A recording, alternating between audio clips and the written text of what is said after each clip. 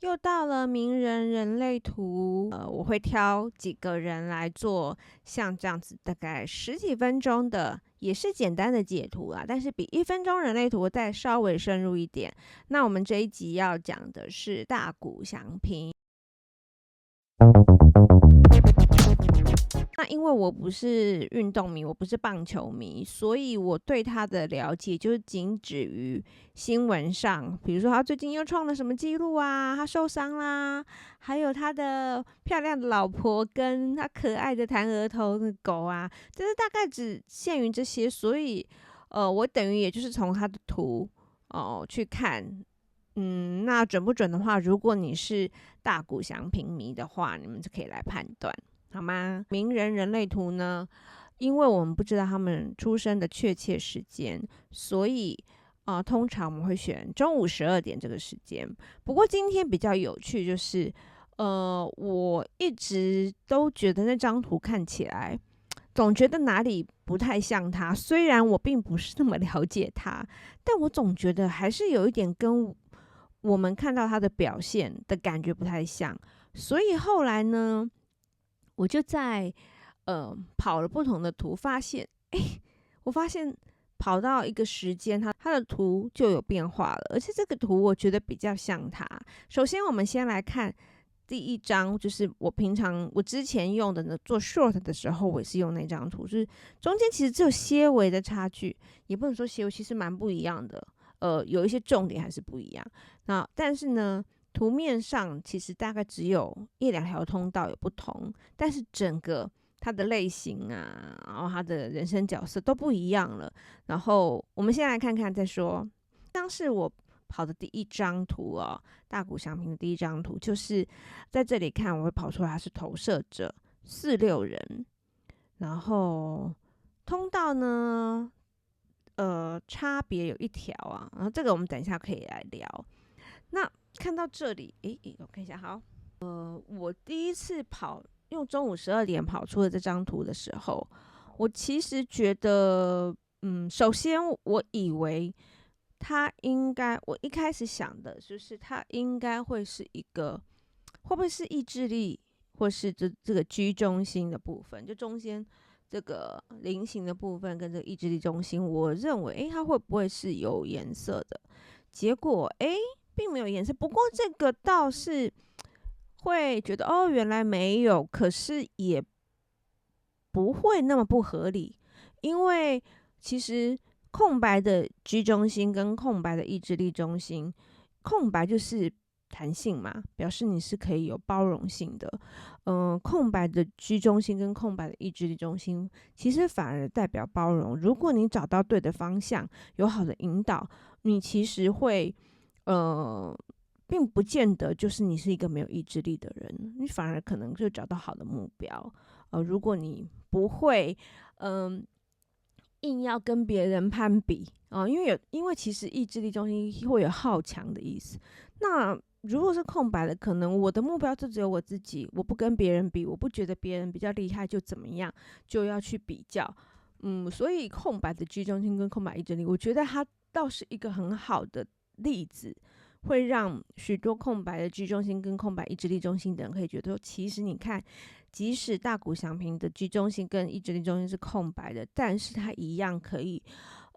定好目标，往他自己的目标前进。我觉得最好的就是他不跟别人比较，他只跟自己比较。这是居中心跟意志力中心空白有关自我价值的部分，我觉得一个非常好、很健康的表现。即使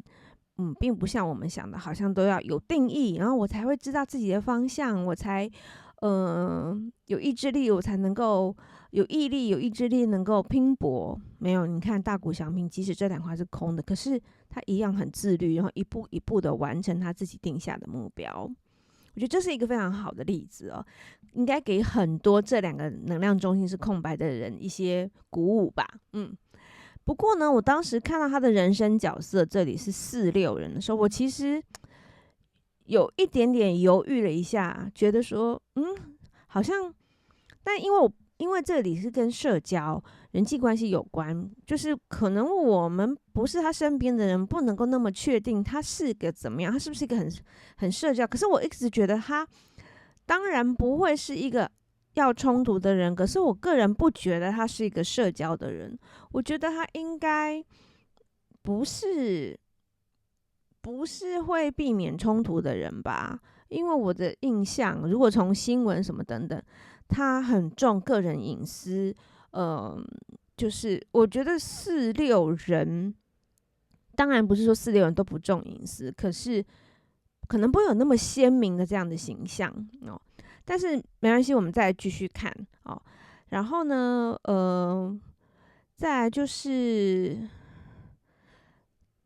通道呢，通道它有打通了，在这张图里面打通的通道是3条通道，63到4，就是头脑的63到4这条逻辑的通道。然后呢，还有一条是中间的这个逻辑中心到喉咙中心的23到43架构的通道，还有一条是直觉中心到根部中心的28到38困顿挣扎的通道。这3条通道其实我在 short 里面都有稍微提到，我觉得还蛮符合他的，但是呢，我就是怎么看这张图都觉得有点不像他的这种直觉啦，所以我又跑了另外一张图。于是呢，跑了第2张图出来之后，我就觉得，哎呀，这才像他啊。好，我们来看一下，看第2张图。好，这张图显示者51人，我觉得从这2个地方来看，我就会觉得这比较像，虽然我也不是很了解他，但是我会觉得这张图的感觉让我觉得比较接近大谷翔平给人的印象哦。因为51人呢，就是他期许自己要做一个就是改变改革，但是他非常重视基本功，很扎实，他才会去挑战，他一定要做到他的功力已经是非常的扎实，然后已经做好所有的准备，他很有安全感，他才会去做挑战。但是他是一个像将军型的人，他已经看到他的目标在那里，所以我觉得这个51人让我觉得非常的像他，而且51人非常重视隐私，所以我又觉得，这一点好像就符合了。而且显示者就是他能有足够的力量去影响别人。刚刚的那个前一张图他是投射者，也不是说投射者就做不到，但是投射者他需要伯乐，但因为我不知道他这一路上他遇到的人是怎么样，是不是真的有所谓那个很重要的伯乐，但我总觉得他其实是自己，他蛮有气场的，然后蛮自己能够驱动自己，所以我就觉得显示者会比投射者比符合我对他的印象了，所以我就会比较觉得，这张图比较像是我认为可能比较接近，因为他如果他网络上放的生日是正确的，然后我跑了很多个时间段之后跑出来这张图，我个人觉得是比较符合他的。然后呢，在这张图里面，除了刚刚我们讲那3条通道，还有打通了1条通道，我就会觉得哇，那就合理了。他打通这条喉咙中心到直觉中心的20到57这条通道。好，那我们现在就来讲这分别来讲这几条通道。好，首先呢，我们先从头脑中心的这个63到4的逻辑的通道。这条通道呢，来我把它放大一点给大家看。好，就是这个右边头脑中心这边有3条通道，然后呢，右上方这条最右边这条通道，最右边这条通道呢，它就是在头脑中心的63号闸门，它一直都处在一个质疑、怀疑的状态，它总是有很多怀疑的念头会跑出来。比如说，现在的状态可能很好，可是他会觉得这真的是100%完美吗？有没有更好的方案？尤其这一条通道，他想要处理的部分是跟未来有关，所以他会一直很希望找到一个对未来非常完美的方案，然后所以他就会一直觉得现在不错，可是这真的是最好的吗？有没有更好？一直处在一种你可以说是没有安全感，因为他担心万一目前的这个状态或是目前的方案，它可能还有什么 bug， 它可能还有什么纰漏，然后到时候就不是达到他想要的完美的状态，他会一直想，一直想，一直想，一直质疑哪里还有不够好，哪里还不够好，哪里不够完美，然后会一直想出很多。他就是一个提问题的，你也可以说他就是一个挑剔。这个挑剔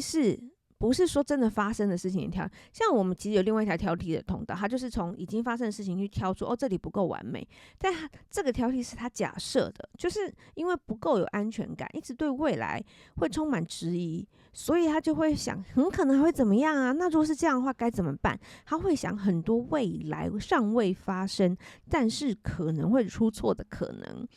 于是他需要一个完美方案。你可以说它是不断的改进哦。那闸门4就是公式化的闸门，就是在那个逻辑中心的这个闸门，它对这条通道另一端这个4号的闸门，它就是一个公式化的闸门。所以既然63他提出了很多质疑、很多疑问，那4号闸门就会想要得到一个公式，提供一个解答，提供一个方法。所以这一条逻辑它就是比较以逻辑思维的方式，因为像这个头脑的部分啊，其实这3条通道，最左边它就是比较是处理过去，而且还比较图像化的。那中间这条通道是当下，最右边这条63到4它是比较针对未来。那所以他会一直去想，我对未来的预测，我该怎么样可以更好？所以你看，他会很早就规划好他未来的人生计划了嘛？因为他已经在想，如果我在几岁没有达到，那我接下来后面就更不可能达到。比如我要拿到世界冠军，我要怎么呢？所以我必须在什么时候他都规划好，因为他对于未来的出错的这个不安。这个怀疑是一个很大的压力，所以他必须要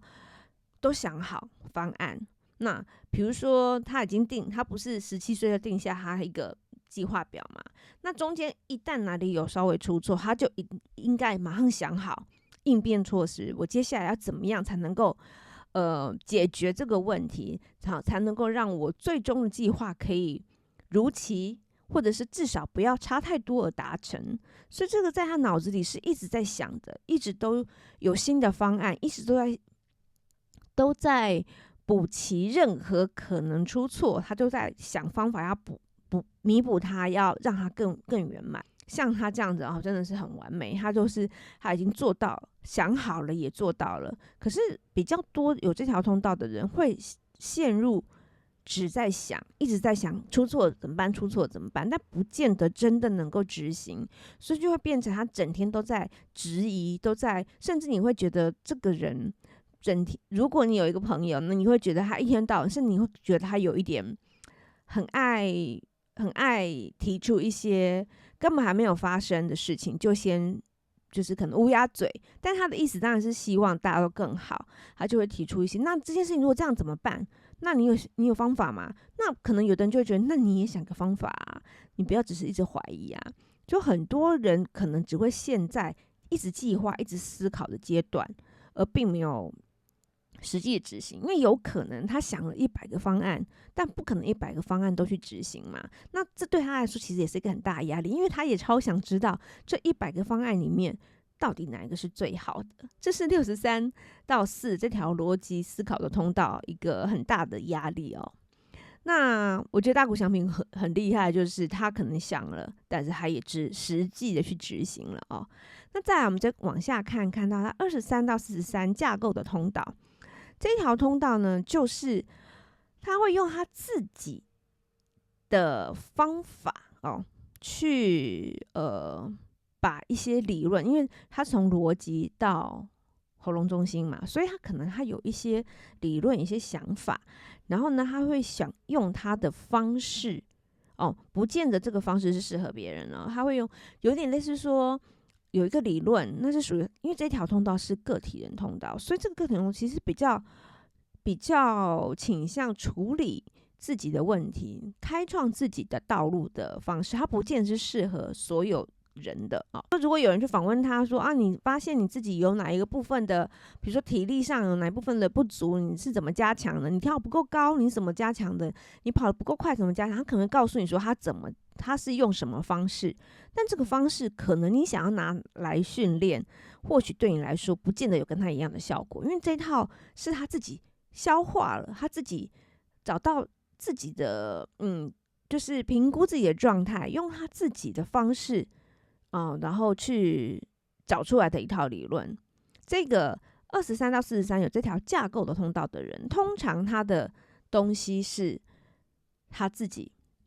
最适合自己。我们今天讲的是大谷翔平，他是运动员嘛。如果你不是运动员，你可能是个创作者，或者是你是你是个创业家，比如说创业家常会跟大家分享我是怎么样赚到我第一桶金的。这个人有23到43架构这条通道的人，他赚到第一桶金的方式，你可能并没有办法学他，因为他就是有他自己个人的方式，是他自己打破的框架，他把这些理论都吸收之后，就打破框架，然后融合之后，就是自己产生了一个适合自己的方式。这是23到43这个架构的通道，它的特色。那再来呢，我们就要看到有一条非常就是可以显现大谷翔平非常认真有毅力、自律的通道，就是28到38就是直觉中心到根部中心这一条。这一条跟抗压性还有直觉有，这个直觉是什么呢？是他会一直在怀疑，一直在质问自己，我的人生有什么意义？如果我的人生没有找到意义的话，我会觉得这一生好像白来了。所以28和38有这条通道的人，你会看到他们通常都非常的拼，遇到什么困难，遇到什么问题，他们不太会放弃，所以他们是非常顽固奋战的人。但这一条，因为如果你一直在质疑我的人生是什么意义，但是你没有看到你人生的意义的时候，很容易陷在一个死胡同里，就是我真的没有看到我可以做什么。然后你会觉得自己很苦、很辛苦，一直觉得，我这样的坚持有意义吗？但是在我们刚刚讲他的第2张图，这就是现在看到这张图，有20到57这一条通道。这一条通道，就是20是一个当下就要去反应的，很有效率的，马上就去做的。那57是什么？57就是一个直觉，这个直觉就是可以说身体的直觉、本能的直觉，非常敏锐，他可以知道这个问题的核心在哪里啦，或者是风险也可以，它是一个。那20到57就是我一看到这件事情现在该做，我就马上去做。所以该不会是因为这样子，所以他盗垒也很厉害，他马上就可以有一个直觉判断，就是现在马上去做。因为20就是一个当下马上的一个力量然后马上就可以有个冲劲，就可以去做。那57也是因为这样，刚刚讲嘛，如果你一直在怀疑我的人生有什么意义，可是57就可以看到，就可以嗅得他这个直觉就是风险在这里，我要避开它，或者是说什么事情对我可以嗅得这个什么事情是对我这个人本身、我的本能、我的生存是有意义的。所以57跟这个28这2个闸门是可以互相支持弥补的，就是他不会让这个28一直在怀疑我的人生的意义在哪里。我如果找不到我的人生意义的话，我会觉得白来这一招。但57就是可以看到那个就在这里，他可以看到我就是要往这里走，然后马上就要前进。这个就可以带领28、38这个困顿的通道，不会觉得说我的那么辛苦的坚持好像没有看到成果。20、57这一条就带领他迅速的行动，是一个很有行动力的通道。那57很适合这个闸门，很适合运动员，因为通常我会建议57号闸门有打通的，你就是可以去做一些比较有力量的，它是一个很身体本能的哦，你可以去做一些比较有力量的运动。那他刚好又是一个运动员，然后20、57是整条打通，也不是只有闸门，只有单个闸门打开。我觉得这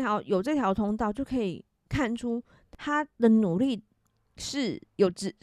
敏锐的，他有直觉知道这个目标是对的，所以他的努力是有效率的，没有白费力气的，而且配合28、38，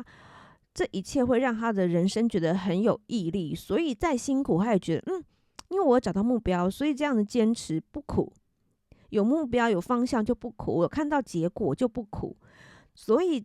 这整个搭配下我就觉得非常的适合他。我觉得就是这张图就是前面那张图我真的看的时候觉得有一点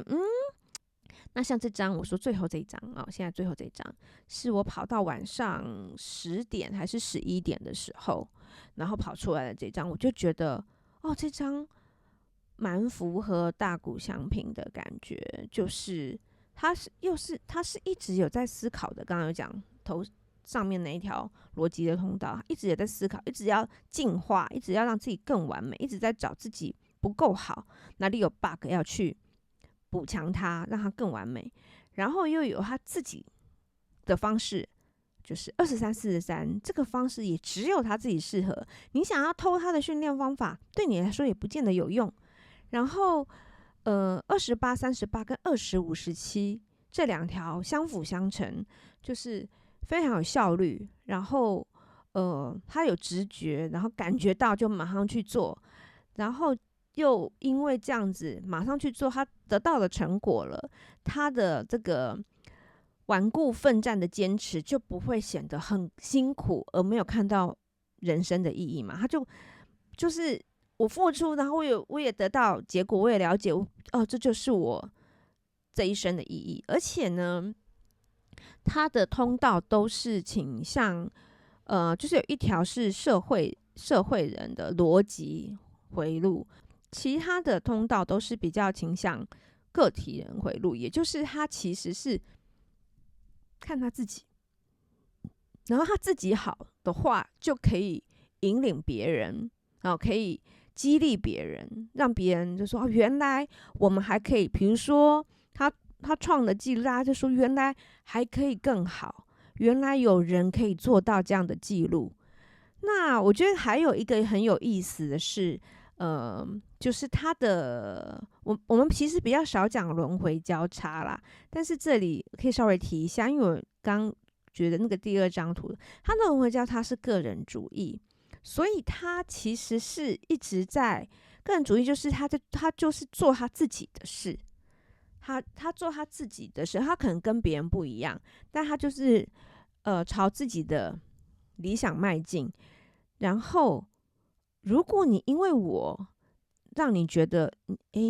激发你的梦想，你觉得原来也有些事情是不是不可能的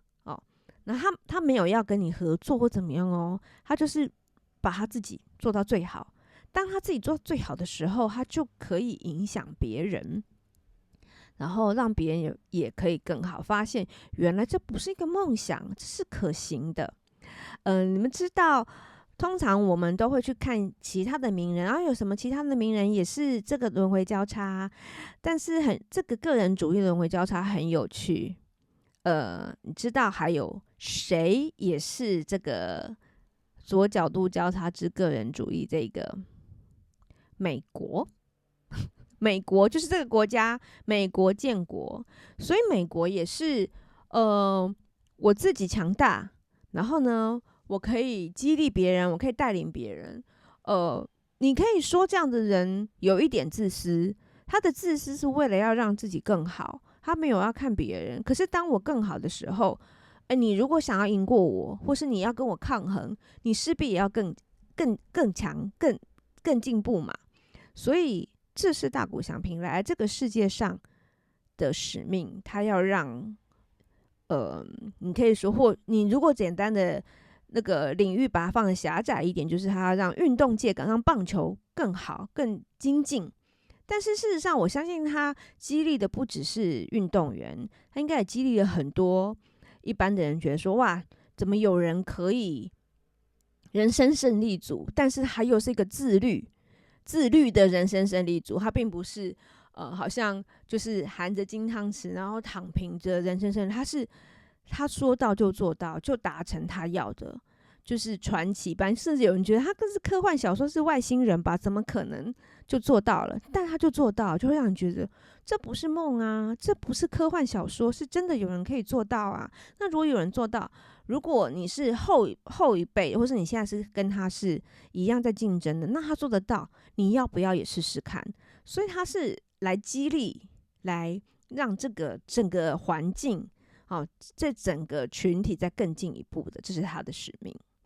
好啦，今天简单的讲了一下大谷翔平的人类图。那希望如果你是对大谷翔平更了解的人，我也很欢迎你可以指教，告诉我说，他其实不是这样的个性。那也可以，因为我对他并没有那么了解，我单纯从图面来看。那希望大家会觉得这样子的解图会觉得有趣好玩，然后也欢迎大家可以留言告诉我还想听哪一个名人的人类图啊，我会尽量安排。好的，今天的名人人类图就到这边咯，我们下一集见，拜拜。